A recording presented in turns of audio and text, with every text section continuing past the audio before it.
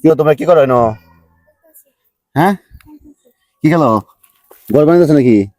না মজা যাও তুমি মজা যাও। হ্যাঁ, তোমার দিতাম এনো তুমি খাইবা এনো। আরে আনো আয়ো। এই ঘর বানাইছো নাকি তোমরা? কি বানাইছো এটা রাস্তা? হ্যাঁ, এনে কি করে গাড়ি আইবো নাকি? কয়টা গাড়ি তোমরা? পাঁচটা গাড়ি। বাড়ি বানাইছো না বাড়ি রাস্তার সাথে? দেখেন ছোটবেলায় কিন্তু আমরা একসময় এইভাবে শৈশবে এভাবে খেলাধুলা করতাম। যাই হোক ওদেরকে দেখে আমার মনে পড়ে গেল, চিন্তা করলাম তাদেরকে নিয়ে একটু কথা বলি। দেন যে এগুলা বালু দিয়ে কিন্তু আমরা ছোটবেলায় খেলতাম, ঘর বানাইতাম।